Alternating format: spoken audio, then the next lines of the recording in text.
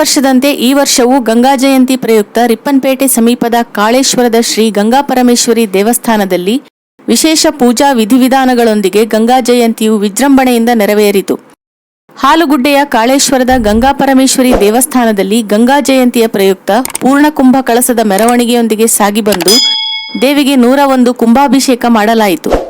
ಈ ವರ್ಷ ಗ್ರಾಮದ ಮಹಿಳೆಯರು ಒಂದೇ ಬಗೆಯ ಉಡುಗೆಯನ್ನು ಧರಿಸಿ ಪೂರ್ಣಕುಂಭ ಮೆರವಣಿಗೆಯಲ್ಲಿ ಕುಂಭ ಹೊತ್ತು ಪಾಲ್ಗೊಂಡಿದ್ದು ವಿಶೇಷವಾಗಿತ್ತು.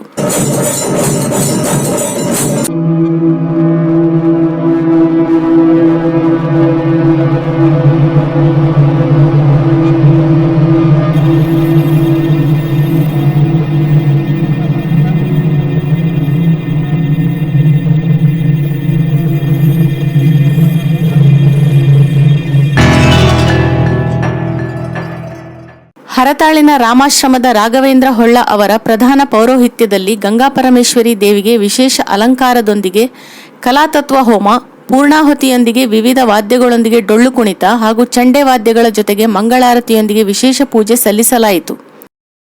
ಕಾಳೇಶ್ವರದ ಸುತ್ತಮುತ್ತಲಿನ ಊರುಗಳ ನೂರಾರು ಭಕ್ತಾದಿಗಳು ಪಾಲ್ಗೊಂಡ ಗಂಗಾ ಜಯಂತ್ಯೋತ್ಸವದಲ್ಲಿ ಮಧ್ಯಾಹ್ನ ಸಾರ್ವಜನಿಕ ಅನ್ನಸಂತರ್ಪಣೆಯನ್ನು ಏರ್ಪಡಿಸಲಾಗಿತ್ತು. ಸಂಜೆ ಊರಿನ ಅಂಗನವಾಡಿ ಹಾಗೂ ಶಾಲಾ ಮಕ್ಕಳಿಂದ ಸಾಂಸ್ಕೃತಿಕ ಕಾರ್ಯಕ್ರಮಗಳು ನಡೆದವು. ರಾತ್ರಿ ಚಂದಳ್ಳಿಯ ಶ್ರೀ ಗಂಗಾಪರಮೇಶ್ವರಿ ಯುವಕ ಕಲಾ ಸಂಘದವರಿಂದ ರಾಜಾ ವಿಕ್ರಮ ಅರ್ಥಾತ್ ಶನಿ ಪ್ರಭಾವ ಪುಣ್ಯಕಥೆಯು ನೆರವೇರಿತು.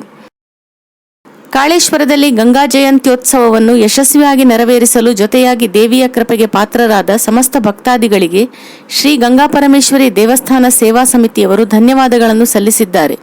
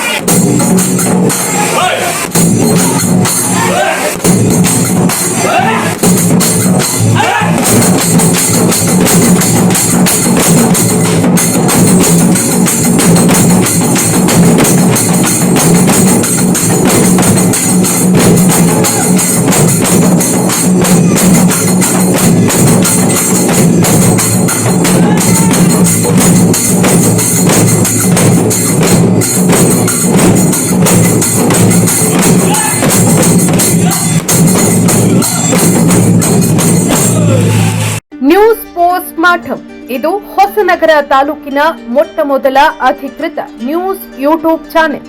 ತಾಲೂಕಿನ ನಿತ್ಯ ಸುದ್ದಿಗಳನ್ನ ಆ ಕ್ಷಣವೇ ಓದಲು ನಮ್ಮ www.newspostmartam.in daily news website click ಮಾಡಿ.